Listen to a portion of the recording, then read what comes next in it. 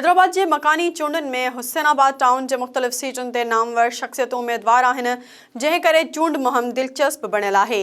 उन हवाले सां वधीक तफ़सील SS न्यूज़ की हिन रिपोर्ट में। हैदराबाद में सुभाणे मकानी चूंडूं थी रहियूं आहिनि। ज़िले में 9 मुख़्तलिफ़ टाउन आहिनि, पर उन्हनि मां हुसैनाबाद टाउन म्यूनिसिपल में चूंड मुहिम मुनफ़रिद नज़र अचे थी, जिते कासमाबाद जूं मुख़्तलिफ़ मशहूर शख्सियतूं उम्मीदवार आहिनि। PP अॻवान मोलाबख्श चांडियो जो फर्दंद उमेर चांडियो UC 126 जे वाइस चेयरमैन जो उम्मीदवार आहे, जेको पंहिंजे इलाइक़े जे मसइलनि ऐं वोटरनि ते ख़ासि ध्यानु ॾींदे चूंड मुहिम हलाए रहियो आहे।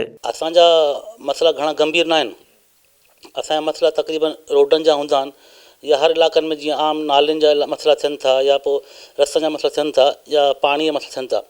हू असीं तक़रीबन तव्हांखे 80 to 90% असांजा मसइला अल्लाह जे हुकुम सां ऐं पार्टी जी महिरबानी सां उहो हल थियल आहिनि।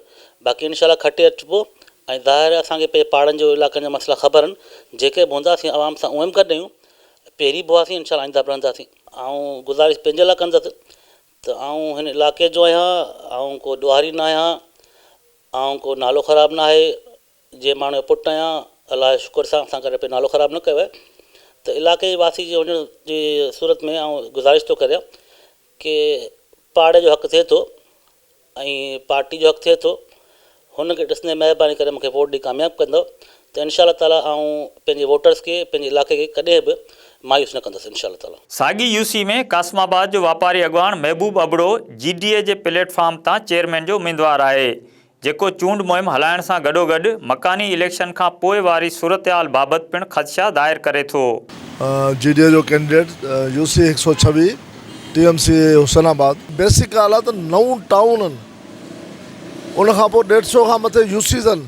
इहे न टाउननि खे हिननि खे ऑफिसूं मिलंदियूं, न UC जे नाज़मनि खे धिका पिया खाईंदा रोडनि ते, हिननि खे ऑफिसूं कोन मिलंदियूं। हुसैनाबाद टाउन जे UC 125 ते PP अॻवान बरकत बबर चेयरमैन ऐं कासमाबाद जी सरगरम वापारी शख्सियत रहमतुल्लाह सांद वाइस चेयरमैन जी सीट ते उम्मीदवार आहिनि, जेके पंहिंजी कामयाबी लाइ भरपूर अंदाज़ में चूंड मुहिम हलाइनि पिया ऐं काफ़ी पुरुमीद नज़र अचनि था। मुंहिंजो नालो बरकत अली बबर आहे ऐं मां UC 125 मेन कासमाबाद जो उम्मीदवार आहियां, चेयरमैन जो। इंशाअल्लाह जीत पीपल्स पार्टीअ जी थींदी, आवाम पीपल्स पार्टीअ सां गॾु आहे। यूनियन कमेटी 125 हुसैनाबाद टाउन आहे, उनजे वाइस चेयरमैन जो उम्मीदवार आहियां पाकिस्तान पीपल्स पार्टी प्लेटफॉर्म तां।